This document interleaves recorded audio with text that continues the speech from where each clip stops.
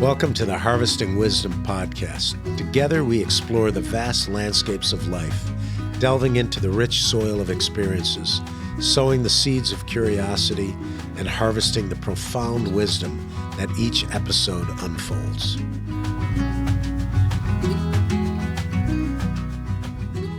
Welcome back, and welcome again to another podcast of Harvesting Wisdom. I'm your host, Mike McMahon.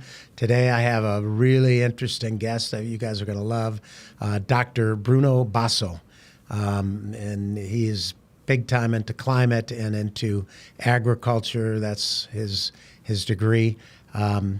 I just want to remind everybody our mission in Harvesting Wisdom is to tell the stories of individuals and organizations that embrace sustainability, primarily in regenerative or environmental agriculture, land management, and in climate.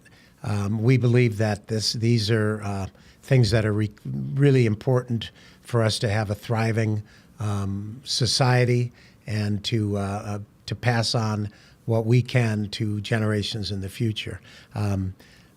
Dr. Basso is a prominent researcher and professor known for his groundbreaking work in sustainable ag, precision farming. We'll talk about that. That's cool stuff. He holds a PhD in crop and soil sciences, and currently serves as the professor at Michigan State University. Bruno's research focuses on developing innovative farming practices that enhance crop productivity while minimizing environmental impact. His expertise in modeling and analyzing agriculture systems has led to significant advancements in the field, earning him numerous awards and recognition globally. Bruno is a sought-after speaker and advisor, contributing his insights to various international panels and conferences. His work not only addresses the pressing challenges for food security and climate change, but also paves the way for a more sustainable and resilient agriculture future. And boy, that was the dumbed down version of who you are and what you are. Welcome to the podcast, Bruno. Hello, Mike. Thanks for inviting me. I'm really excited to have you on, and I guess we're going to see you in a few weeks at Al Gore's farm in Tennessee, right? Get there before it starts getting too cold, and that's going to be a ton of fun. I can't wait to learn from all the people that are there. Let me make sure I got your resume right, your bio right. Okay, so I want to talk about you, the person, before I talk about you, your work and everything else. Where were you born? How did you travel? How did you get to? You're at Michigan now.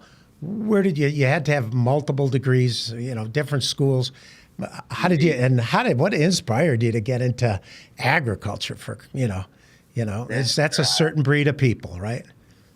That's an incredible opportunity for me to share with you what I went through, because I think it's really a unique journey. I guess everybody has their unique journey, but it is quite different from what you may expect. So I love that. Very narrow streets, urban environment, could be more urban than the city of Naples in Italy. Very crowded, very dense town. But wonderful pizza. Exactly, where pizza was in 1700 and so on. So yeah. I was surrounded by culture, and I was very, very fortunate and privileged to be born of a family of professors. My father was a professor of agricultural sciences, even though a little different than what I study now. He was more in animal nutrition and forage science, and so okay, that. And then very important. Very important. My mother was a professor of philosophy, and so that the thinking wasn't an easy thing at the table. You gotta you can do better than that. What do you really think? Yeah, where do you go from there, right? Yeah, exactly. It's like so. Surprisingly though, when you start from the beginning, then your standards are different. It's not that you challenge to go into different contexts. So being born, I guess, challenged both by the environment, the city really tough in many ways, dealing with people, and but the fortunate to have the most blessed person with my parents, and it was really unique because my dad influenced me, even though I couldn't say I grew up on a farm, right? Like many people will start their talk. I grew up on a farm, I'm a farm kid. Indirectly, we had a little bit of the land historically. And so we would spend summers on the opposite side of the coast, on the Adriatic Sea, and on a wheat and horse bean Ah, crops. And but it was small. It was just the opportunity to get away. And I loved the nature and the plants. And it was a reaction from the city, even though I'm still very much in love what cities could offer in terms of cultures and restaurants sure, and sure. You can have yeah, it both. exactly.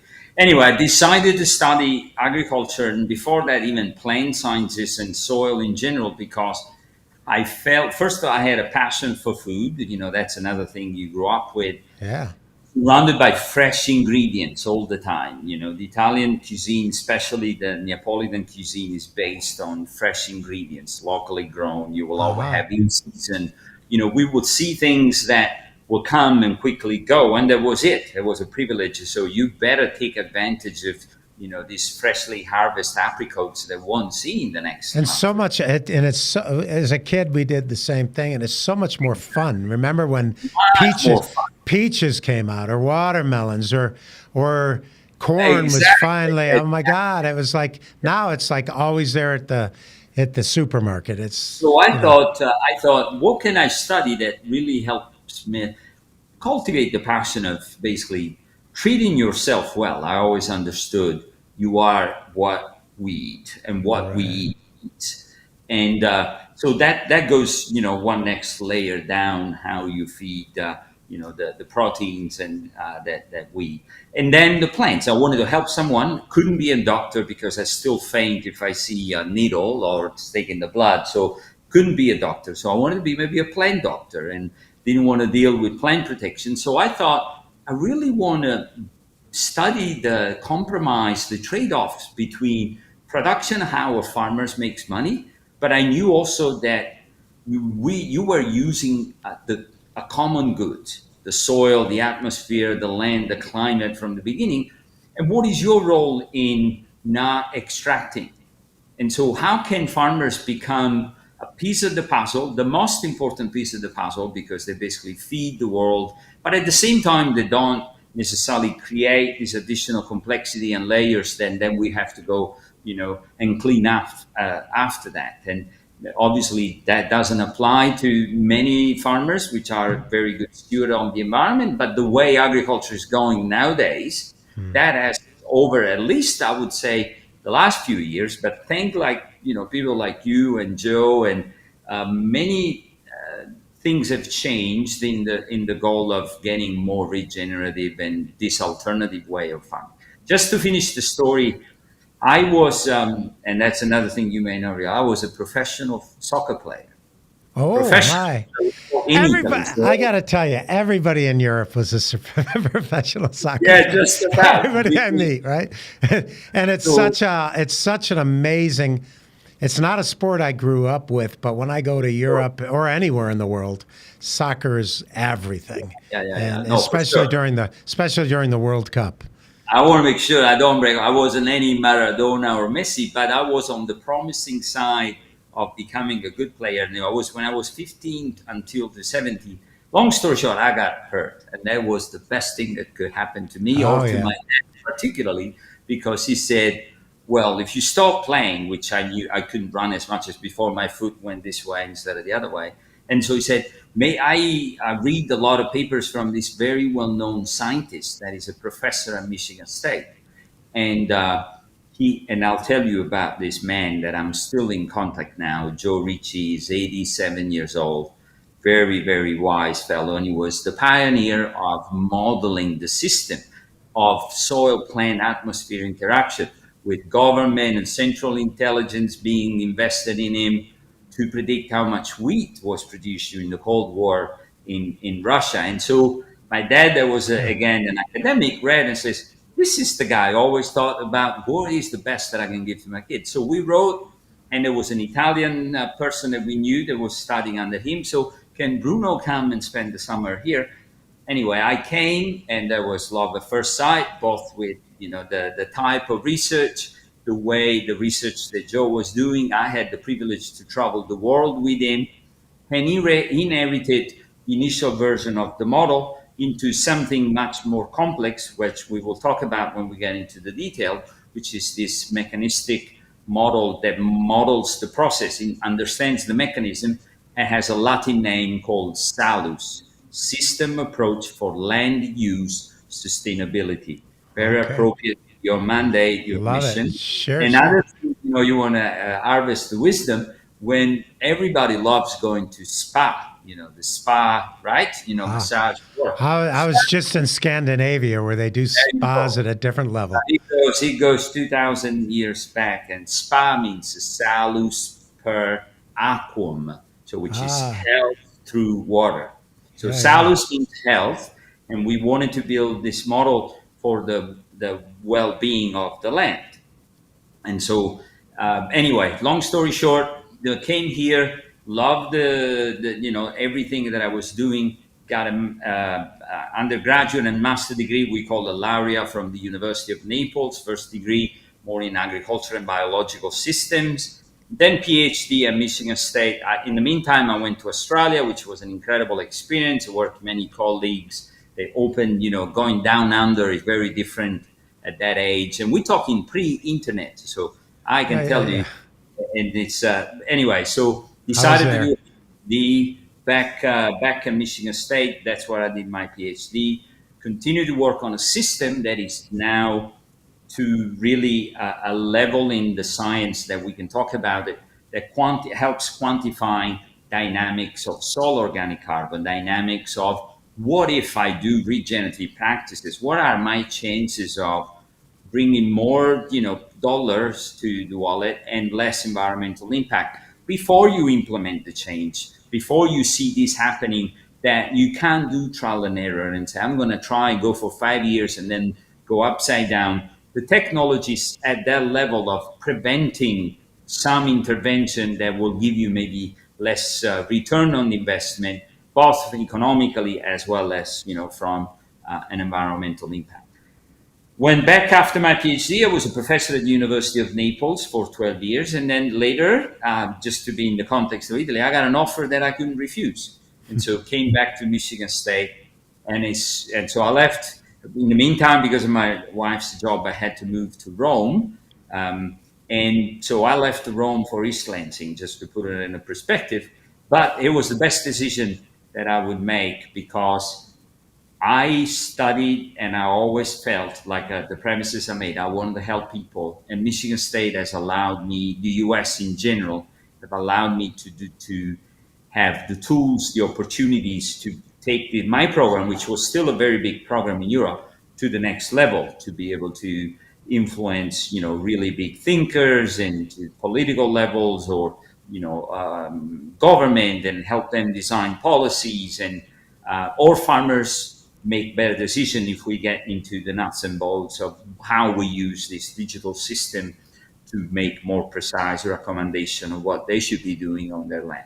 So that's a little bit of my story. So happy to be at Michigan State, and happy to be talking to you about that. Thanks. And I can go like, and talk about what you just said for hours, but it's kind of an interesting scenario, what you're dealing with, because I am selling compost, which is a physical product, which logistically is very difficult. And farmers today, they know what they're paying for inputs to the penny per acre, right? And it's a sales job a lot of times. I have to explain to them, look, you need to have soil health.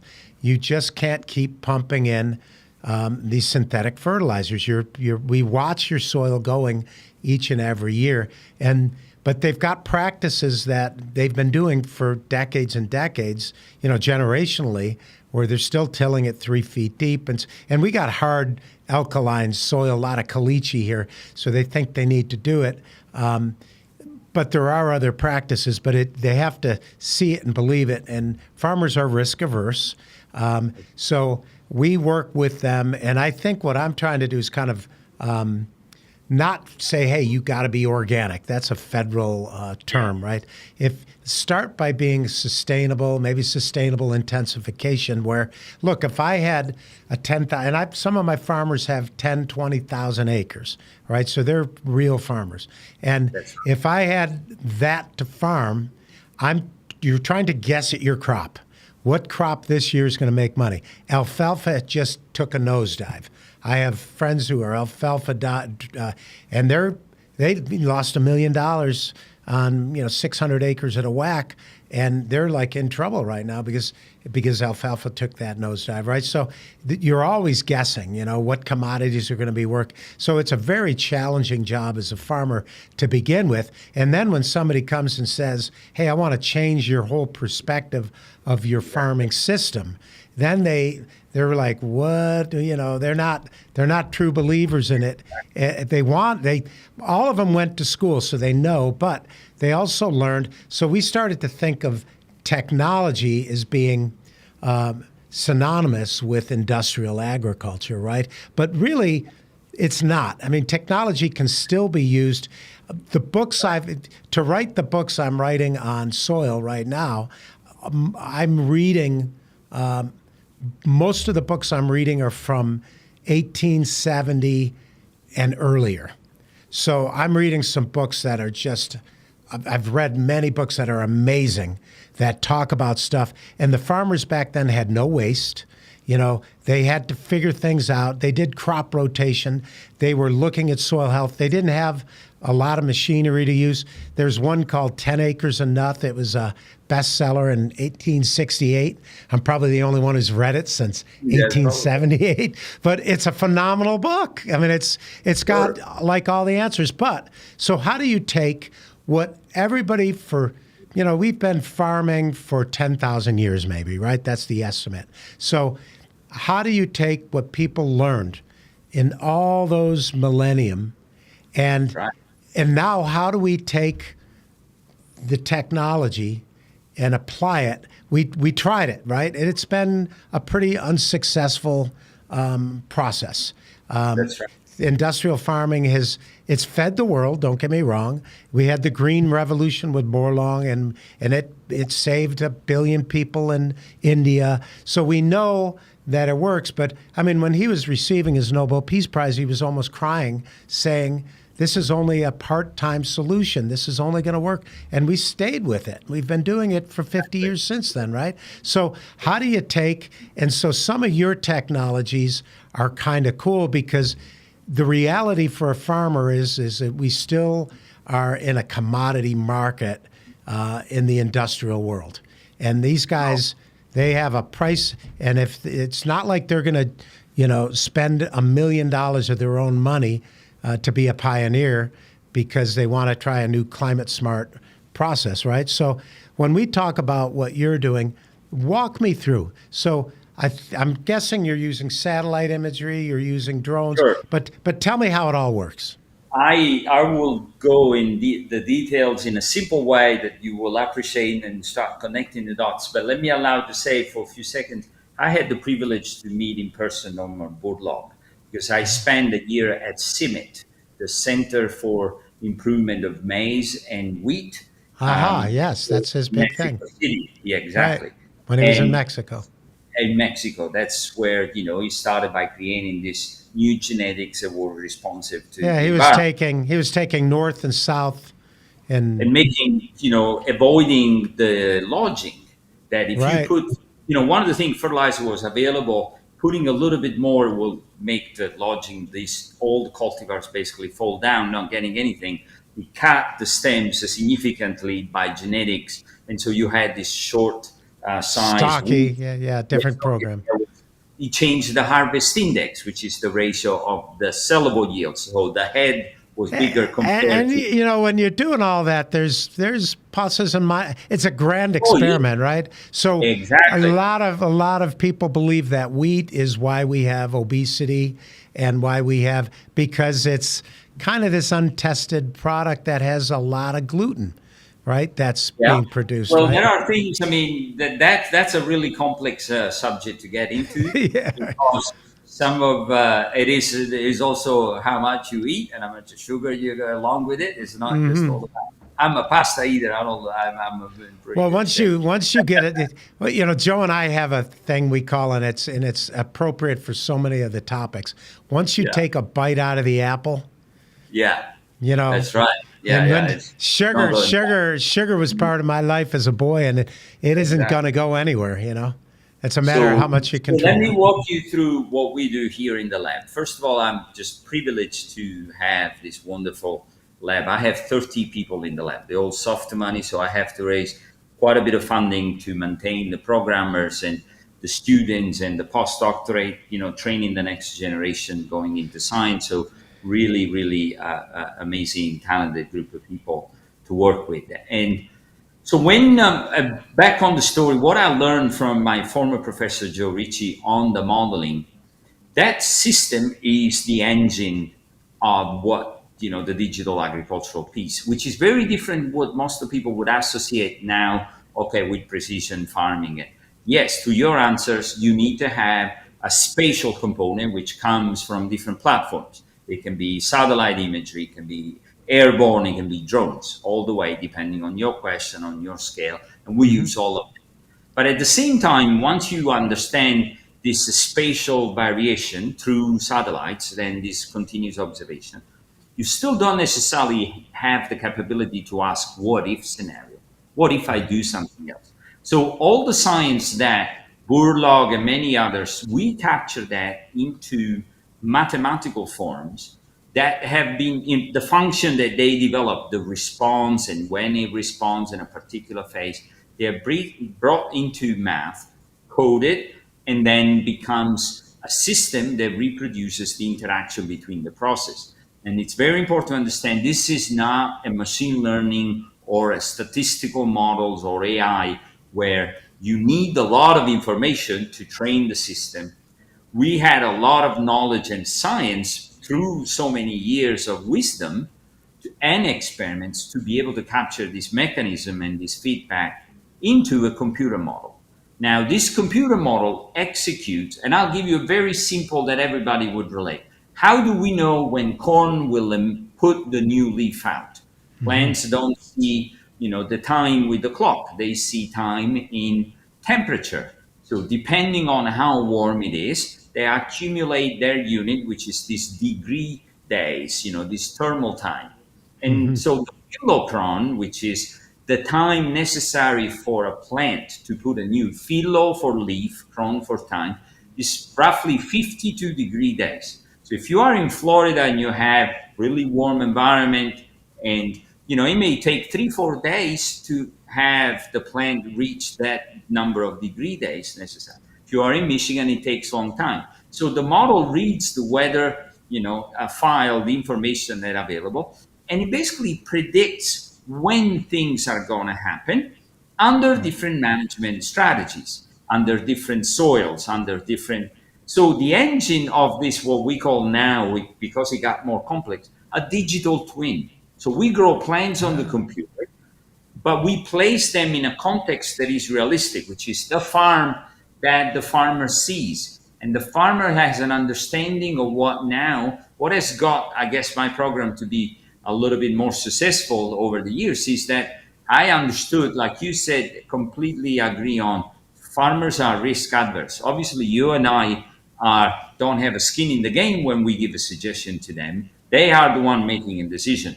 But when you can show them with their own measurements, and that's one of the breakthrough that the digital system, digital agriculture has really made, is the possibility of recording yield with yield monitors. So these sensors that they're mounted on the combine, and now we have a knowledge how much spatial variation there is for every single field, and you can have 50 bushels to 150 bushels, large variations. So remote sensing, I developed this algorithm that quantifies how constant is the performance, if you want to put in a qualitative terms. Is this area always giving you low yield? And these are the areas that are always doing well, which farmers potentially will know. Nowadays, they manage so many fields, they're barely able to walk the fields, they're barely going to the fields. They They're so hire people. large. Yeah, yeah. Exactly. So with the system, we evaluated what we call yield stability, areas of the field that they constantly underperform. They're much lower than the mean of the field. And areas on the other part of the fields where they're constantly higher. And then there are parts that they fluctuate, depending on where you are positioned in the landscape, the type of soil, like you said. So for your business, for example, knowing that you have an area on a hilltop and it's dry, most likely you're going to have low yielding, as well as a low yielding could occur in a depression if it rains a lot. And so the Midwest that has all these fluctuations, you're going to have the same situation within the field. So now this technology from a yield stability was converted into profit stability. So which part of the field for the last 10 years, by plugging in numbers, it shows you that basically a third of the field was draining them down by $300 per acre. It helps them make decisions, bottom line. Exactly. So now you no longer risk adverse. Now you become a business manager to say, if you were in a store and one of the shelves would not sell that product versus the shelf right next to it is always empty because people buy, wouldn't you get rid of that, layer of, those products and replace with the one that sell, even though it's equivalent to say, but one day someone will come and will buy all of that. No, that's not happening. In the meantime, you got to pay the rent. That's gambling, right? So exactly. I got to ask a couple questions because I understand what you're saying, but I want to make sure everyone else is doing it. Right. But so one question I've got though is you talked about you set up a model, and then so you now have a mathematical computer model. And would we call that clone? Is that the new term is called an arbitrage? Is that right? It's like it's more called digital twin. Digital twin. Somehow I don't know why I got arbitrage in there with it, but it's the digital twin. So you're setting up digital twins, which is the future for so many industries, right? Because now you can play games. You can say, what if it rains 6 inches tomorrow? What if we get a heat spell? But for the average person who maybe gardens at home and gets an idea but is not a big farmer, or for the farmers listening, they really intently understand. If you've got a plant has a cycle. So if we're talking legumes or we're talking cereals or we're talking of annuals or whatever, no matter what, everything has its own cycle, right? And you go through this, simplify it, it's a vegetative state first, and then it goes into flowering, right? And so exactly. So at each portion of that, if you can identify the perfect time to add the perfect amount of fertilizer. So first of all, you don't have an excess in your field. You're not creating extra nitrates that are going into the water, but you're also, maximizing the productivity of that particular crop, right? And a big part of our problem in the world right now is not that we need to grow more; it's we have to reduce waste. Because when I talk to farmers and I say, "Well, what do you think the waste is?" I've heard 40%, and they look at me like, well, at least, and it's, think how many fields they planted too late or too early or got ruined or they had to plow under because the commodity wasn't right. Or, when they go into a supermarket now, we don't value things by the taste or the bricks. We value things by what it looks like, right? We're a consumer society that only looks. So I need to have all my red peppers looking like this. If they're not, I got to throw those away or whatever. So there's a tremendous. So what you're talking about is a system that maximizes the efficiency of inputs, which is a big dollar amount for a farmer, and you're also. And then part of the input is water. It could be fertilizer. It could be compost or whatever. But then you're also looking at the overall schematic of that farm. So you're creating a true business model. And truthfully, that's an easier sell. For me to sell organic products to a farmer, that's a hard sell. But for you, you're going to them saying, hey, I can save you money. I can prove my model saves 15%. They're going to sign up for that all day long, which is a really, really wonderful thing to have, especially with industrial farming. For sure. So you did a very beautiful summary. I want to say one more thing in a simplified way. So even for the person that does backyard working, and why do they know that they need to irrigate? Because they can see it. They go in and see it. Sure. Why do we eat when we're hungry? We tend to eat when also we're not hungry by keeping the clock. Wrong thing to do. You're not hungry, you shouldn't be eating. It's the exact same thing. Eating when you're not hungry just puts weight. Eating when you use it. So what do? What have in an essence, what is it? We can talk to our brain, communicate, hey, I'm hungry, I want to eat, and you do that. Don't you think the plants do the same? They do. Right. The problem is who's listening? Well, the eye in the sky can see that. And so the way they reflect the light will tell us if they are lighter green, they're reflecting lighter green, they have less nitrogen in there.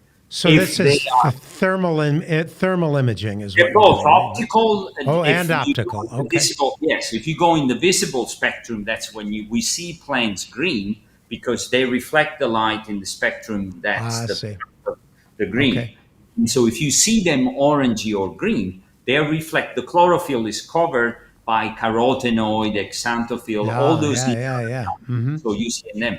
So if you look at an image, basically that image light tells you when things are needed. If they need water, then with thermal, we have I guess this algorithm from yield stability has a thermal stability. Which area always runs out of water? And why does it run out of water? It has a slow, very small bucket from where it take water, which is a shallow soil, maybe on top of. So all these technologies integrated. The thing is that if you think that all the other measurement that you do, they are in bits and pieces experiments, but when you bring all of them together through the models, now you basically know that what if I put this fertilizer at this time, will it be wasted or will it be used? And if I put it before, how long will they be with a empty, full stomach that they don't need it until the next time?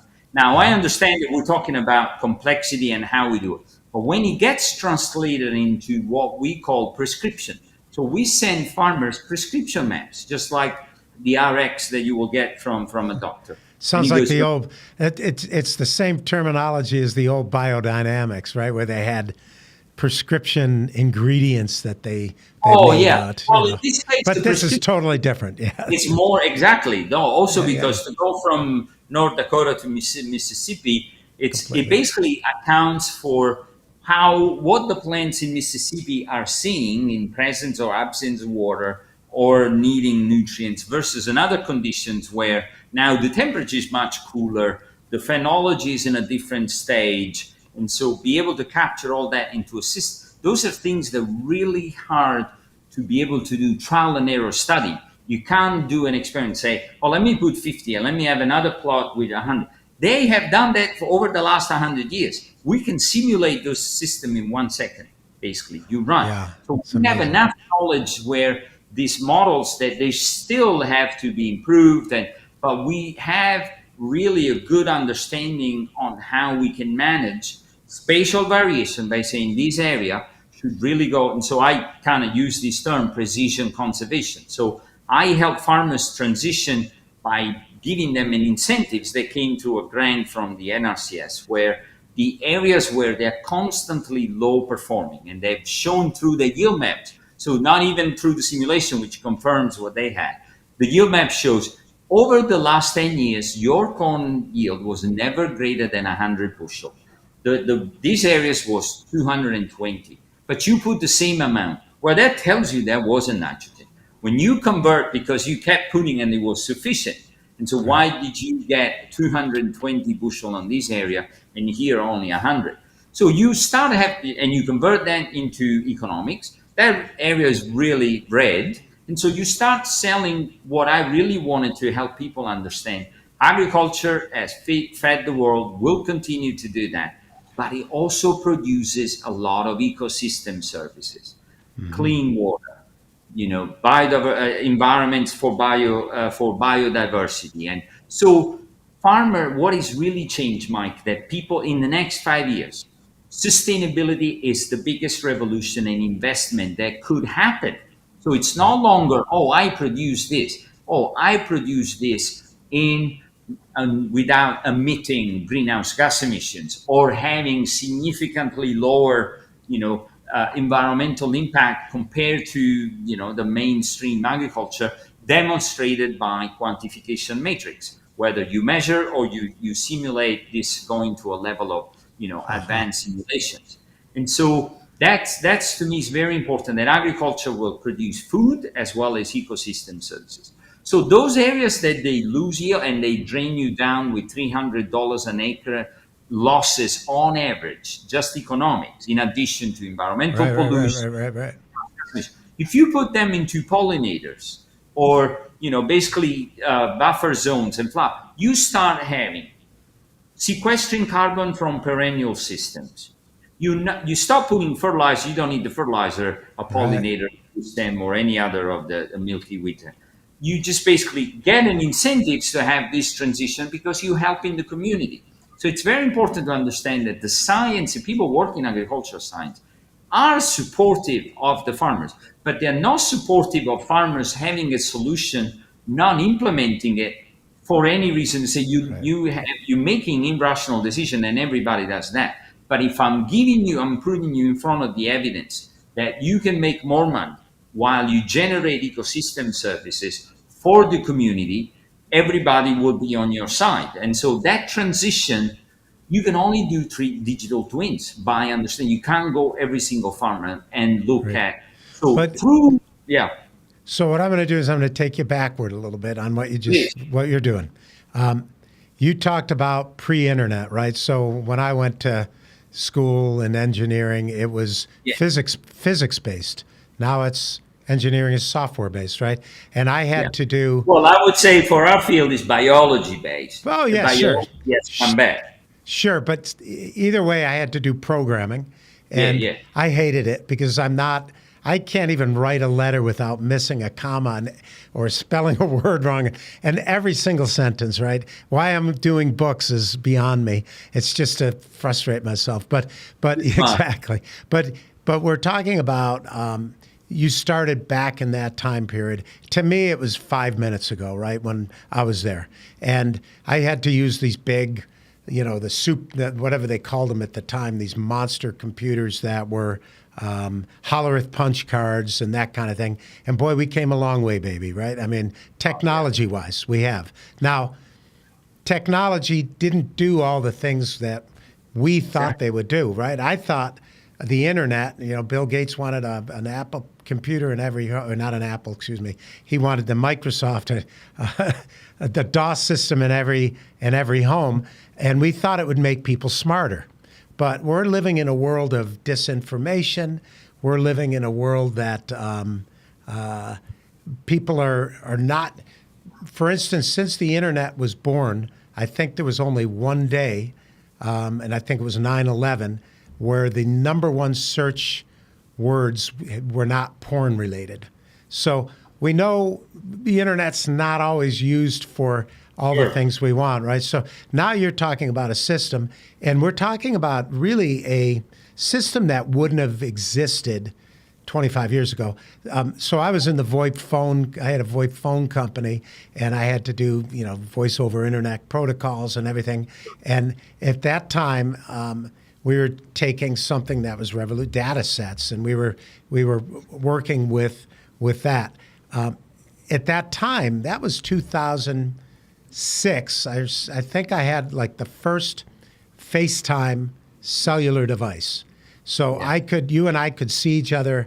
At first I had soft, we called it soft. I can't even remember, but it was you could talk to each other on a laptop, and then we had this device that you could, and then all of a sudden, Steve Jobs comes out with the Apple that had all these devices on it, right?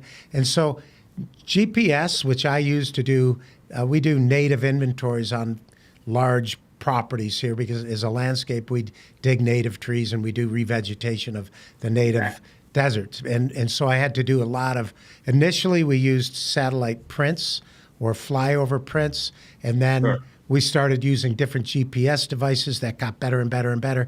But the phone, what I'm getting at is the phone now, you'd have to be an old guy like me to understand or appreciate it. It has music on it. You can text, you can email, you can FaceTime, and you've got GPS componentry. That didn't, all these things, you had a predecessor who's working on a model that you have taken and moved. But when he was doing it, the technology wasn't there to do it, right? So he did it on punch cards.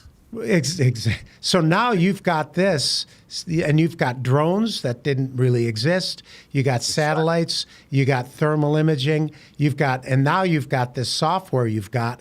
And you said you don't use it. You've used the wisdom of the ages to build it. But you and I both know in 10 years, that system is going to be optimized using AI, if not in the next year or two, right? And actually, it's already happening, Mike.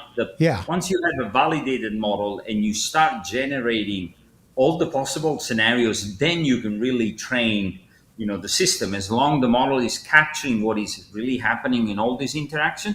I'll give you an example. To run these models across every single area of the US, or whatever resolution you want, may take a few hours, sometimes a day, depending on the scenarios, how many changes. Once you train, you have all that information and you can run off an AI. It takes basically 10 minutes to run the entire continental US. Crazy, yeah. Make a decision, yeah. So we're not there because it would be dangerous to train a system on something that is not correct, as it was, in many things happen. So science, especially the type of science that we do, the system integration of this knowledge, climate, soils, genetics, and agronomy, decision making, and it really needs to be able to take the farmers to the next level of understanding. And in commercial landscaping, we put in large projects. They could be anywhere from 640 acres all the way to 10, 12,000 acres of, and each area is different. We have different plant water requirements, grasses, whatever. But the latest thing in the last 10 years is what we call cloud optimization using our controllers, right? And what that is, back in the day, I could spend an entire night trying to program a clock and try to figure it out. And the worst thing in the world was having overlap, because I'd have too much water going out of a system. So I had to really give it a lot of space. So in the process, I would take a big community and run that water 7 days a week, 22, 23 hours. When we used cloud optimization, the water was turned on 3 days a week for 4 hours.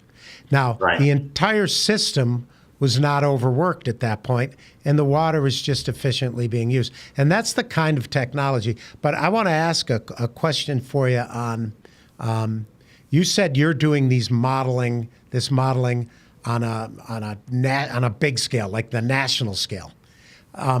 Why can't do you do it already on a farmer by farmer scale? Yeah. You have. Okay. So the usability, the models is run every square meter of land. So the prescription, it is per single field.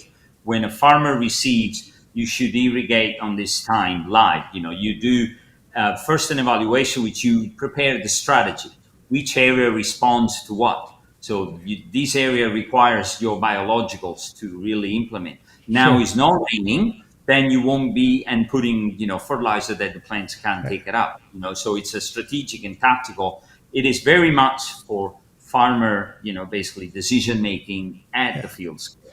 And at some point, that farmer is going to have an AI making those decisions for him, realistically, right? When it needs to be watered. If you have injectables that go into your water system or whatever. So it is pretty fascinating. we most of the farmers I'm still working at, they're pretty sophisticated guys, and they've Sure. done a lot Sure. of things. However, we still go out and I do soil testing for every Sure. 40 acre plot. And for instance, we had a farmer grow a great yield of watermelon recently. It was only 220 acres. 20 acres were pure sand, blow sand, and then 200 acres, and we split it, and we're always doing trials. To be in this business, you're always doing trials. So we took 100 acres, and we did not put any of we have a drought mix, a soil mix, Right. which we think can save soil. I mean, bottom line, we think it can save water, and especially in the Southwest. But 100 acres, nothing. The other 100 acres, we put our product down, and then we used double the amount on the sandy blow sand. And our result was the farmer calls me up and he goes, you got to get out here with the drone. I'm like, I don't have time to go, what's going on? And he's like, well, we did it in March. And he goes, it just rained. And he goes, all the water that hit your fields, the 120 acres, there's no overrun. It's staying there, right? It's an organic. And the other field, the other 100 acres, you can just see the water riveling off, right? And so that was the first thing. But now he's got the metrics, and he says the bricks were better. It was sweeter tasting watermelon. His yield was better. There was an infestation, small, in the Southwest, California, Arizona, where the bugs were eating maybe 3 to 4% of the yield. 100 acres right next to the other 100, we had no bugs. So it helped with resistance, disease resistance, and with bugs and everything else. So that's kind of how we do the trials. Your trials are way more sophisticated. So let me ask you this: you're doing a trial, and whether or not it's a monoculture or whether it's a perennial or whether it's cereals or whatever, you're doing different trials. I'm sure you've been doing different trials. How Sure.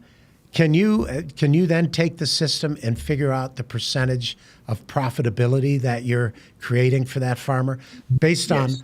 less inputs, higher Correct. yield, less infestation? You can do all those things. And you can also maximize the field then and say, you got 10,000 acres here, you've got 2,000 acres underperforming, you're better off letting them go fallow or treating them with compost and taking some time or maybe putting in a different crop, a legume or whatever. So you're doing all that right now. Well, I definitely yes, because we wouldn't be talking about theoretical work with farmers. And so this is through a grant, a $5 million grant from the Natural Resource Conservation Service. It's called CIG, Conservation Innovation Grants. Basically, the program is designed to implement the latest technology on a farm that the farmer sees it. You bring it them and you say, look at it, let's see. So because it's such at a big scale, we design based on the system what it tells us when is the best time to plant, what is the number of seeds. So we have in a field, we have these regions within the stability zones where we do basically our management, but right next to it, we have to have what we call BAU, business as usual. Because these are large farms and monoculture, when everything is done, the passes that they do, they apply the fertilizer. So on our intersection of coordinates, they put maybe 50 pounds. Historically, their BAU, business as usual, was 120 pounds. So they still put that. But it's done on 50,000, basically, different farmers across the US. Then you get this response, you get the map of what was applied. And then you have the physical map of what was harvested. And then you visualize. And so when we go around and we say, this is our rate, that's your rate. And so they see, but all these farmers are already engaging in valuing, the technology, because they can see by showing them that for the last 10 years, these low productivity areas made them lose money, lose environmental impact. So the big difference between our trials is I get everything by computer. So I get the as applied map that the farmers applies digitally back on my computer. And then the yield maps shows the reality. So everything they cannot change the air supply, we cannot change the yield maps. So he sees the yield maps exactly, the Bruno versus the farmer, Uh-huh. and how much is the profit. And so we continue to basically expand our technology. So But how it's long? How long has it been? How long? Because you, so the project is 5 years, and we've been doing it for 3 years for every single field. Because in the high yielding areas, you potentially could put few pounds more if it is a sally or aggregated with biological. more Because that's intensification. where, Yeah. yeah, more intense because it's based on the efficiency. So they use the plants have more deeper soil, more available water, and they basically don't go under the stress that in other parts of the field. That's where the precision farming comes. The fact Right. that you do something more precise spatially, but we basically suggesting to do things also over time with the right is, the 4 R's, right time, right place, right Right. Right. manner, Right. Right. Right. Right. Right. and so on. So The hardest basically, part. The hardest part is that guesswork. so the technology, back on the technology, this is highly driven by the technology, and these are all savvy and they can do all that. But it doesn't do any good to have a yield model if you don't know how to read it or interpret it, or if you don't have a solution that will bring. So in the end, it's always the science and the mind that makes the final decision. That's the biggest asset that we have. The asset that we have as human being is Right. our mind. We do not depend on technology makes our life easier, but it could drive us to wrong decisions because Sure. if you Of think course. so. That's basically how we collaborate. And initially you mentioned how where we trying to communicate this in the most possible way through getting together with farmers, passing this information to the extension, or different ways of basically communicating. But So this let is a me, breakthrough. yeah, let me ask a couple of questions. Some you're not going to answer because you're a PhD, and PhDs. I read lots of white papers and Well, let's see. Let's see. I never they never make a conclusion. But the first question is, and it's early in your trial, and so I'm putting you on the spot. But we're talking about the overall efficiency, which would be just one metric, right, of a Yep. farm, of a particular farm. We're talking about inputs because you can advise the 4 R's, right time, right amount, all that. Sure. So you got an efficiency standpoint. And then ultimately, your ultimate efficiency is the yield per dollar. Do you have any idea what kind of percentage savings that you're, maybe let's talk about percentage savings of inputs, percentage savings of reduced waste. Well, we have precise numbers on that, so that's no problem Oh, because you it's do. it's So part of the study. what would you say is a generic or a No, range? I was. Well, that's how we package the information. Basically, we learned that dropped in this system, there is a 36% saving on nitrogen fertilizer. I Most of the believe that. Midwest, I the believe rain. it. Yeah. So Right. they save 36%, not much more than that. Do you know how much that is if you start doing the calculation? Oh, it's They are tremendous. significant, yeah, The economically, the oil but industry might not like you, but yeah. exactly. But what about the greenhouse gas emissions that comes Right. from the production Well, of plus the runoff into the water systems exactly and the everything else, community? right? Now that number is solid, rock solid in the literature by doing the calculation for every single. So this analysis is done over 150 million acres, every 30 meters.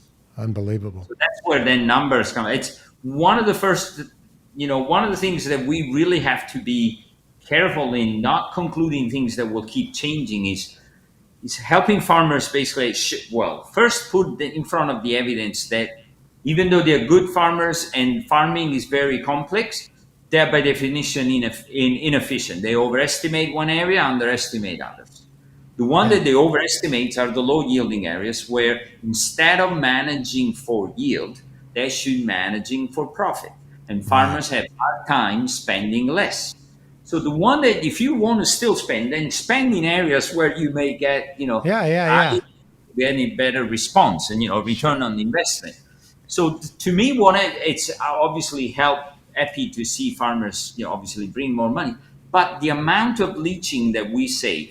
First of all, we know where it comes from. the amount of leaching that we save and the greenhouse gas emissions is what I would really like to help the That's a audience big part of your understand. dynamic. Yeah. Well, the agriculture, exactly, but agriculture is a solution to the majority of things. It's not a problem. Right. It So is a problem the way it is managed, often on a large scale. But even the science on that large scale has come much, much closer to solving this that's problem. amazing. So how do we get? There's two components that I think can be modeled down the road as well, and maybe you already are. But For one a is greater adoption, you mean? one is there's only so much you can see up above, right? Sure, Your eyes. Ultimately, you got to get into the soil.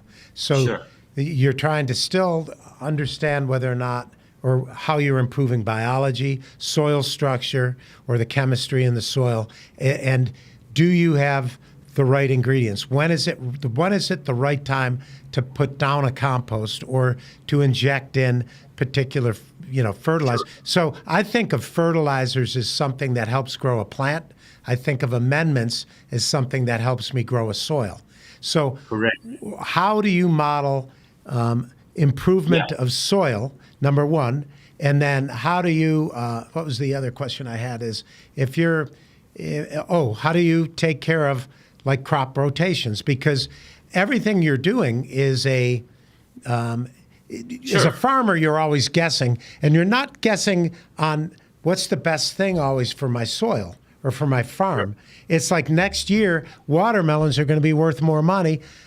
I'm going to put watermelons down. But we all know that there's at least every few years, putting a legume down is going to help it fix nitrogen. It's good. Sure. Sure. We Sure. we in the hemp world believe that hemp, it's an ancient crop that was outlawed for some reason, but now it's back, and we believe it's a remediator because it Sure. can pull up a lot of metals. It can do, but it also goes down 2.5 meters, so it's going to help break some of that hard pan, reducing the amount of tillage and stuff. But how does your model then handle the suggestion of rotation and or Sure.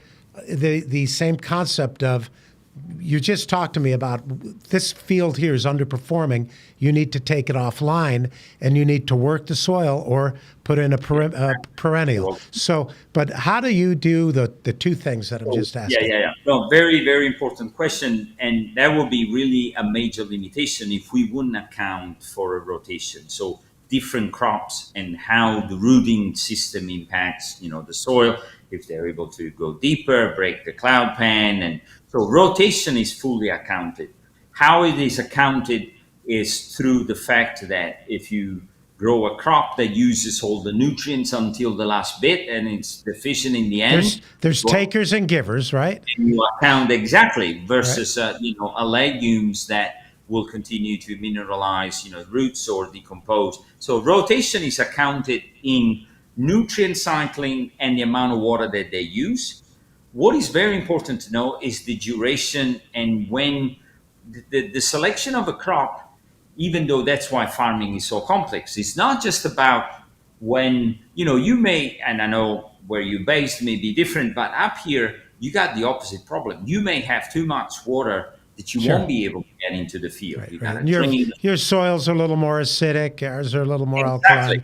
You So got different climates. Sure, everything is different. climate, rainfall, flooding at Probably the beginning. more clay where you are. We have more sandy. In These are general In things Michigan, you would have a lot more, sandy on the side close as to you're the going coast. up. Right, Great, right. great region. But in general, knowing how much time you have, the system allows you to say, what if I plant now that I've lost 20 days? What is the fate of this crop giving this yield, of this crop giving this return? But within the crop, even the cultivars, should I plant now that I have a shorter season, move from 1.5, the corn versus 90 days corn? And so all these help the farmer make an evaluation. Now, if you have to make a decision right then, it won't necessarily work because the logistics of the seeds are bought the year before.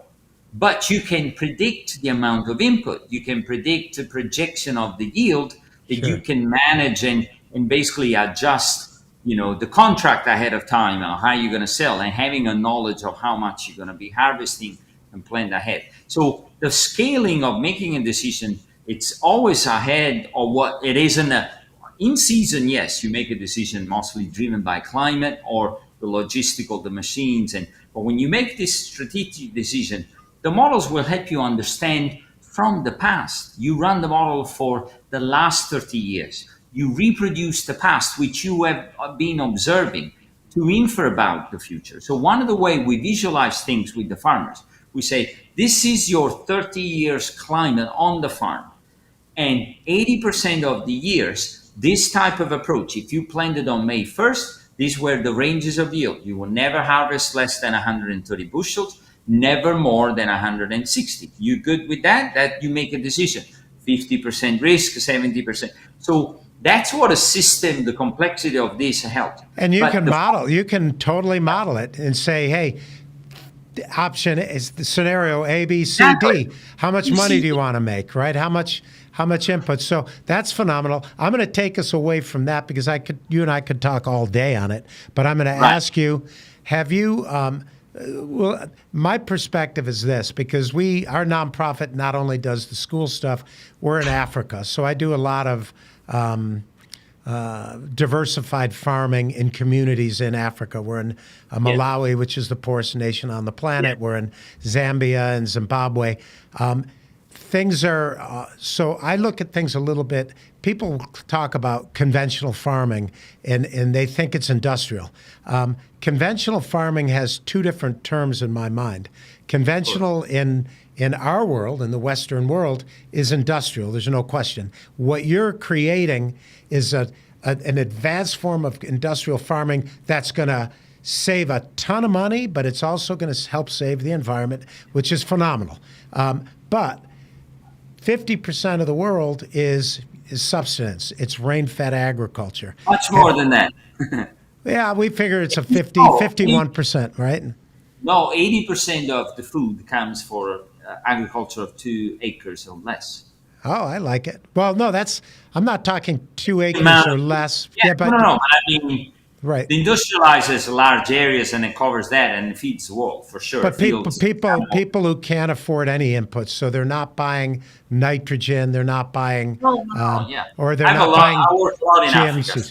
Oh, okay. So you understand. So are you doing any modeling outside of the U.S. and different parts of the planet? I had this beautiful conversation with Joe when we were in Rome, during the summer, attending this event on climate. And I explained that this technology, it is obviously not, you can never expect that a farmer in Tanzania or Malawi will have, the system to run.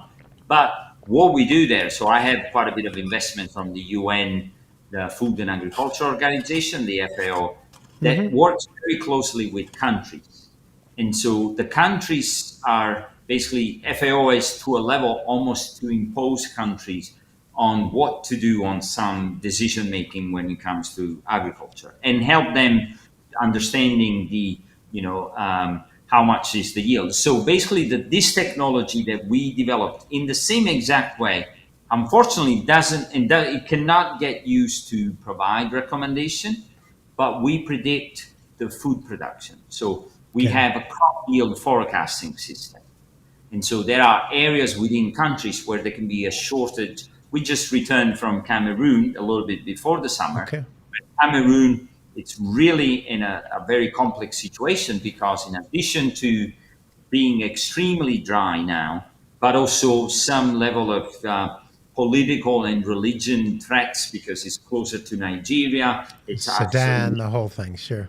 Well, not even terrorism, basically you can. Right. So they don't even know, they know the number of people and the shortages. So we forecast, first we classify what crops are grown by looking at historical imagery. So we identify how much rice, how much maize is grown, how much legumes or cassava or yam and so on. Then we simulate the system by saying under this rain, we first simulate the past and then project it for the future. So we developed this crop yield forecasting system that now the central government, the Ministry of Agriculture, have a knowledge of how much food is produced in those areas. Now, the question to you, which I resonate extremely, well, because I spent time both in Tanzania, where we developed this system, or Cameroon, or Malawi, and Ethiopia, and so on. It's basically could get to the level of helping these farmers make a better decision from the most simple technology, whether it's to a radio or communication to help, even your program to be able to help. Right. Saying you do a certain level of rotation. If you do pigeon peas and you use the part of the plant to grow yam, and how you link the rotation between the legumes with the more the taker plant, and so. But instead of doing trial and error, where the rainfall, the soil, we can simulate, and we have several papers and literature which are good for the scientific community, but they have to get translated. And that's what I really care about, having impact where this information gets away from the scientific papers and goes in the hand of stakeholders. And we're talking Africa, and you've been there. Just driving from point A to point B is a challenge, right? The communication is near impossible. People don't leave the village they're born in. And I can tell you stories when we were going from southern or Malawi up into Karongo. Yes. And when we went to Karonga, and they have a little bit different. Karonga's right on the lake, so years ago they started doing rice farming. They're still using an environmentally not friendly rice farming practice, but the bottom line is they're able to grow that crop. Most of Southeast Africa is a maize-based. That's 80% of what they eat, right? Well, a few years ago when I went through Ethiopia, now they're not maize as much as they are teff, right? Yes, so, because of the bread, the ingredient. But I was going through, and I just got myself a guy who could kind of speak English, and he's like, "Where do you want to go?" And I was like, "Yeah, I want to go look at all the farms, and I want to go." And he's like, he'd never had it. So I'm out there, and the farmers were really worried about the impact of the climate change, because they got rain 3 months early, at a time where they're trying to get the fields ready and dry them out and get them ready, and they're like, "Well, what's going to happen?" And then at the time when it went to plant, it didn't rain. So what happens is they don't eat. And people on this part of the planet don't understand, when it's not raining, or it's not raining, it's not a matter of raining or not, it's how it's raining now. If it rains in one day, it doesn't work. If it rains at the wrong time of the year. So because your vegetative cycles are, it can be diurnal, they can be anything. So Mike, you would appreciate that a system like the one that we use can simulate those things on the computers. You have a bare soil, right. You have land, and then the rain comes. And let's say, you get a week later that you manage to be able to plant. What is the token that you're going to plant? This last 2 seasons in Southeast Asia has been a pretty bad drought. So I've got a few fields, small fields that, now we were primarily in schools, but I also am working with some smallholder farmers. And one guy, he's got 3 acres, and I talked to him about composting and mulching.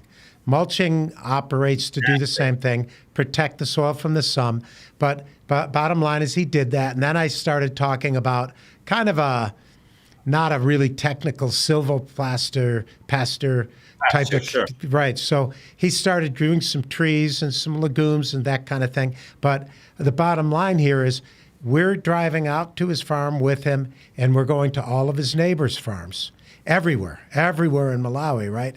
And that year's maize grew about knee high, and then it all died. And now a lot of those guys got some access to nitrogen, probably urea or something, and they spent money. They spent money with their family, hoeing by hand, and they put in a seed, and they grew it knee high. So not only did they suffer through the work to get there and the money that it cost them to do it, but they had no yield. And again, no yield, no food. And all the farms around him, except for his farm. And they were all asking him, well, what's going on? He composted it, he mulched it. We used a combination of crops, including some legume trees. The acacia tree in Africa is a really good green. No, my suggestion So he in grew, that, and it worked, right? But I don't know how your model works when you've got people who don't have access to information and they're only growing on 2 or 3 acres. It makes it hard because there is no extension service to speak of disseminating information. let's be clear, the system that we have has still a significant amount of limitation in this type of context, even though the climate is available on a global scale every 4 kilometers. So you draw a box 4 kilometers available through NASA power. So we got system that we can observe the weather, both historical and projected going forward. The soil, it can never represent, the small patches of the field, but you can run scenarios, whether compare a sand versus clay or a loamy. But what you were basically saying with the compost, that my suggestion, if people are interested in hearing a situation like this, we created the majority of these problems by putting so much greenhouse gases into the atmosphere. Sure. The one that pay the biggest price are the ones that really didn't do much about Exactly. The lowest carbon footprint in the world is in Malawi. And right? then and the Western world eats, 10, 20 times more. Yeah, and we should be paying to help them. But let's say your model works, right? I'm just interrupting. I'll let you go. I was going to say, let's Right. assume that we came from a biophysical system of this model. 2 things would suggest. One is the building of the regenerative component. So bring amendments, build the soil health, build the aggregate stability, have water retention, because in both ways, too much water or too little water, the example you did before, water is running off, here is infiltrating. So you get green infiltration even under high intensity storms, because it's not just about water coming in different times. It comes in buckets, And so you have a soil that is able to take this water and infiltrate.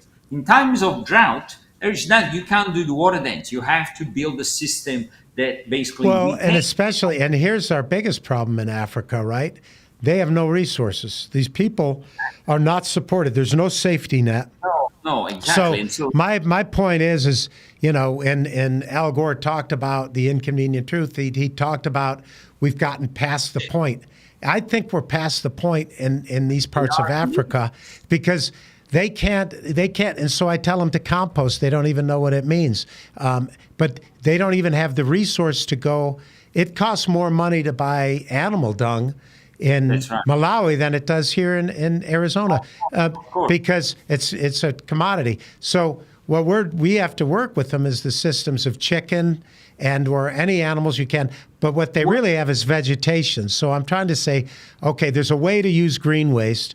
I like to use some animal waste as 10, 20% of that mixed in with the green waste, but they don't even have the ability to, they can't shred it. They can't shred the green waste. So we've got really difficult problems that have hard solutions. Absolutely. From a biophysical perspective, diversity is the only savior. You can't put all your eggs in a basket. Right, so you've got to take advantage of the season short crops, veggie, or other things that like what you said, go pastoral. But the other, there's no way we need to investments from the Western world in be able to get them out, because now they are in a vicious cycle.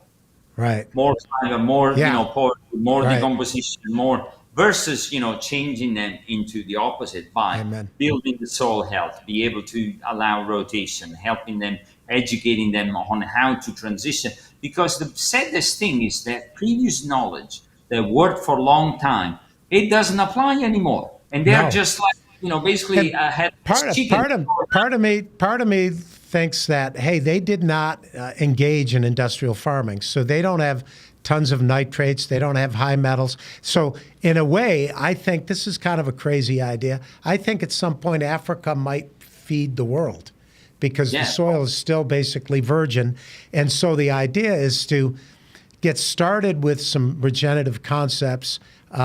But why not incorporate technology? So what we don't want to do is scare people into thinking, hey, we want to advocate this huge change. No, we want to make you more profitable and we want to modify things, but we have to take care of soil health. So we're on the same page, and I'm getting the hook from, we went way over, but I do want to ask some questions. Do you know Jeff Brisson from Purdue at all? I mean, you're No, not too far away. rings the bell, but not directly. No, I So know it's he does. He's a lot of his students are in Beijing now. He's an older gentleman, and in Naples. That's why I bring him up, because he's got. So when I use him, he's got this whole group of these collaborators that are worldwide doing things, and quite brilliant people. But anyway, we have tons and tons to talk about. How can people get a hold of your projects and take a look at them and see what you're doing? So the easiest way nowadays is basically through some of the social, LinkedIn or the page at MSU. You type Bruno Basso on Google, you learn more than you want to ever know. But I am always happy to respond to questions, things that will allow me to make a difference, to help. So I will be very supportive of engaging in conversation. People to learn more, and I'll put that on this podcast. I'll have that put on. But I do have one final question, because I have a lot of farmers that I work throughout California and Arizona that might be watching, and they're going to ask, well, because you've been doing a study for 3-4 years. Farmers don't know that, right? And you're in Michigan, they don't know. So how do they? Is there a commercial component of how they could sign up and use this as a consulting service? How can they tap into it, or are they still a year or two away? So that's a very good question. And I have to give you two different type of answers, which all this technology, because it was so novel, it was patented, and at an incredible good company came out of it. It's called SIBO Technologies. Mr. Gore is an investor, big time flagship pioneering, co-founded SIBO Technology. SIBO means food in Italian. So SIBO is available for free to engage with the farmers, but their business model, their attention, the fact that you can run the model and understand, it's mainly focused on carbon dynamics and greenhouse gas emissions. So SIBO Technologies, they can explore, that commercial arm of implementing regenerative agriculture. The Michigan State, basically component, it's more on a one-to-one that if some people are interested and say, this is my farm, can I get, a prescription? Can I understand what I should be doing better? Then we have a system in place here through extension and the rest of the lab where I could engage. So what is that? What if I because I've got a lot of farmers who have 10,000 acre properties, right? Sure. If I called you up and said, how much is this going to cost me? How do I set it up? Do I have to get sensors out there? And then the sensors are, we say, a cornfield, we implement 38,000 sensors in the field. They're called plants. From up in space. No, they're called the plants. So we use basically satellite imagery. And the story, if the model is able to reproduce as it is the past, you really can base a lot of the decision through the modeling, be able to understand what is happening. One important clarification, the model is very, very well established for row crops: corn, soybeans, wheat, cotton, canola. The orchards or horticultural crops in general, because it was a less demand, we really started all these for food security work and be able to. So you're not really doing, you are doing alfalfa or cotton? Oh, alfalfa, yes, definitely alfalfa, because it grows on acreages but there's very little management in terms of. Yeah, once you start, right? Once you start it, exactly. So the one that they require management on the rotation, it's much more really, the very core good tool. Yeah, exactly. Sure. The others is we have, when I said, we have a collaboration through the soil inventory project with Kendall Jackson, the winery, and then we do soil organic carbon sequestration quantification. So SIBO, both SIBO, TSIP, or even Biocarbon work as a MRV, monitoring, reporting, and verification. So we monitor the dynamic of how much the regenerative practices, the no-tillage and the cover crops, build the soil health and the carbon and the reduction of greenhouse gas emissions.